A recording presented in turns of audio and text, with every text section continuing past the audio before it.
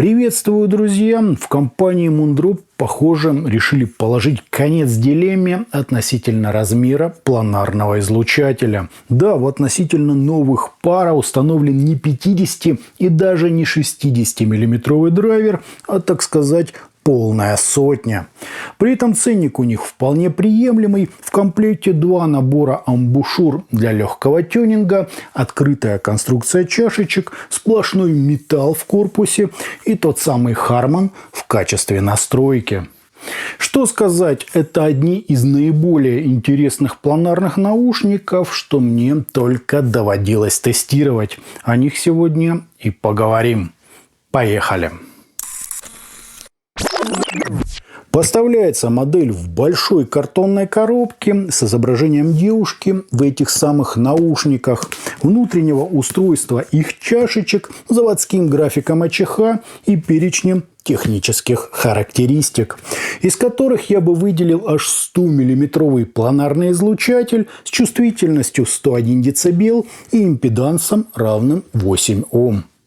В комплект нам положили документацию, переходник с 3,5 на 6,35 мм джек, толстый витой кабель в матерчатой оплетке и дополнительную пару амбушюр из кожзаменителя.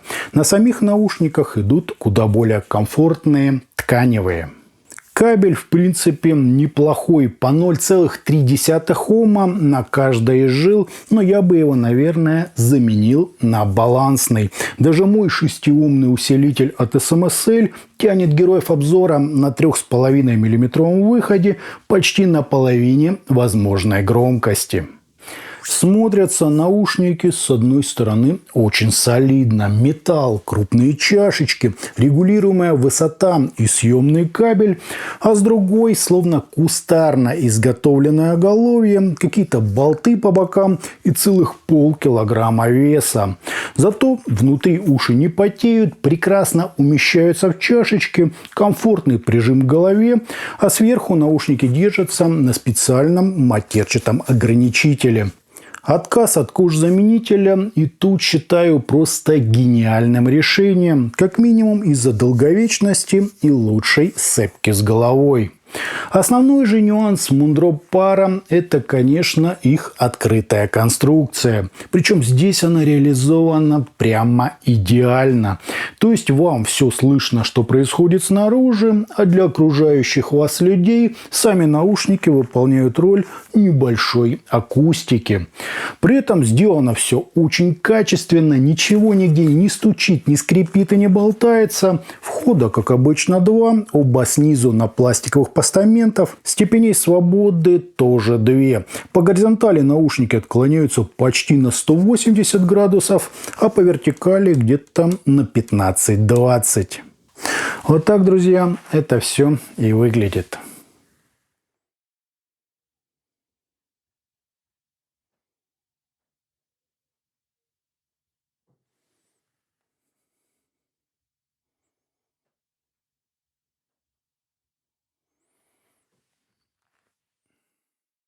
По измерениям у нас быстрый, как в игровых решениях, импульс и искажения в пике, достигающие всего 0,29%, что, как для открытых полноразмеров, просто блестяще.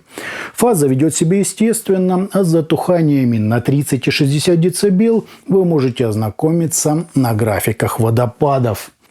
По АЧХ же мы имеем почти идеальную прямую до 1 кГц включительно, затем идет выделение области разборчивости и пик на 7,5 кГц для усиления четкости звучания. После чего нам приподнимают область высоких частот, чтобы на должном уровне довести их до самых границ человеческого слуха. Да, вопреки современной тенденции, верха здесь протяженные, а низкие частоты не накачаны и не приподняты по амплитуде. Сам же график представляет из себя классическую кривую Хармана. Как говорится, вот с кого надо брать пример. Перед тем, как что-то говорить о звуке, еще раз напомню про довольно высокие требования героев обзора к усилительному тракту источника.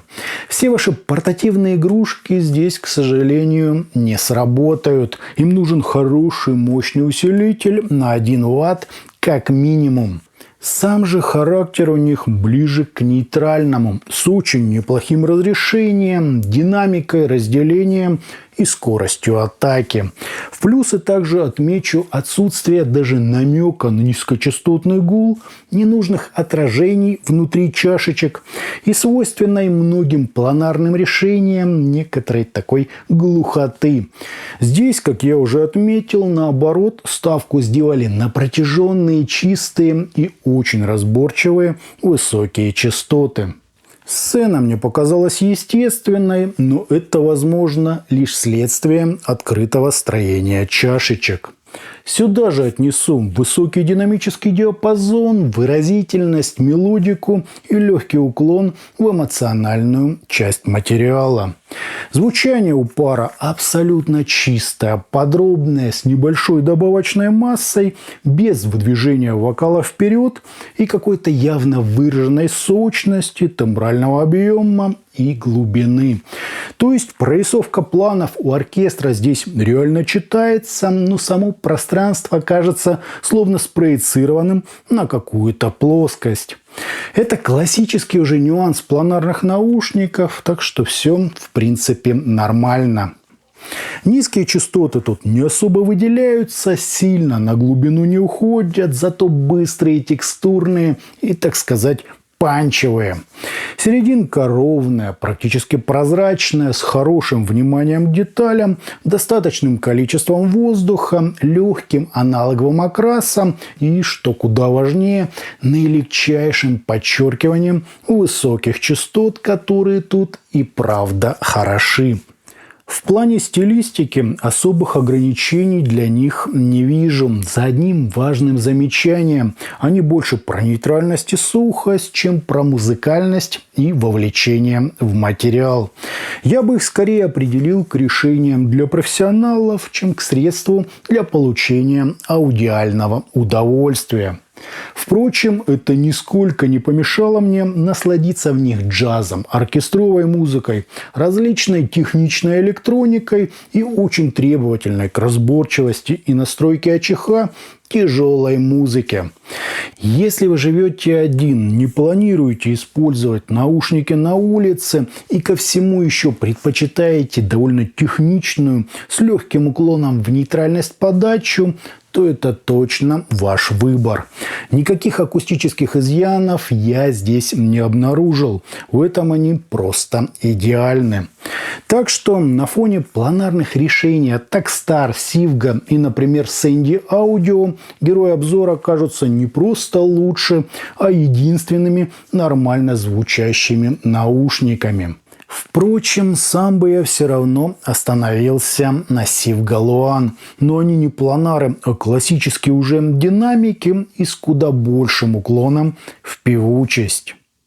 Если разбираться в теме подробно, то Takstar HF580, на мой вкус, чуть интереснее в плане мелодичности.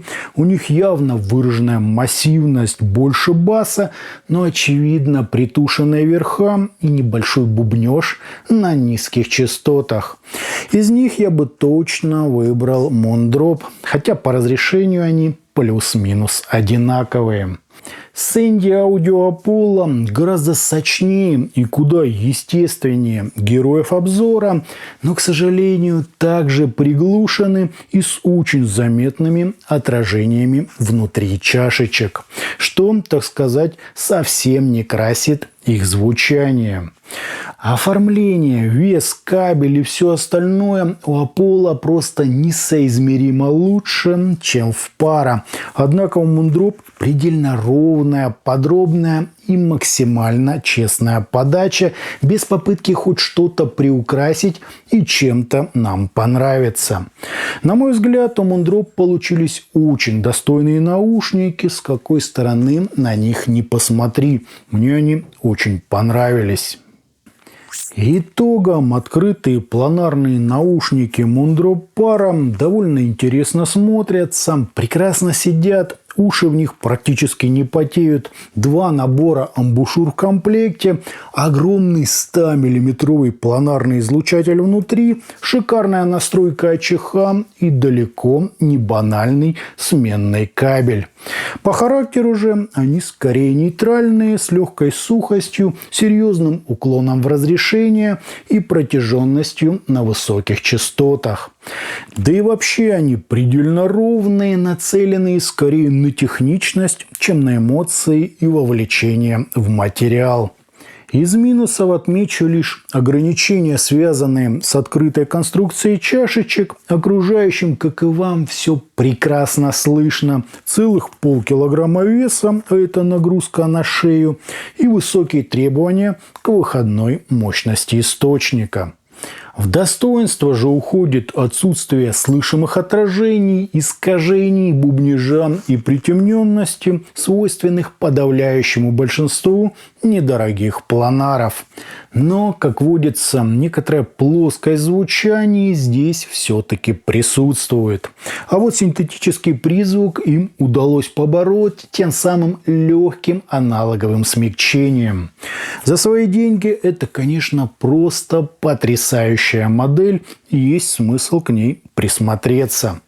А на этом у меня все. Это были наушники Mundro Para. Не забывайте, что у нас есть группы ВКонтакте и Телеграме. Обязательно на них подписывайтесь. Всем, друзья, добра!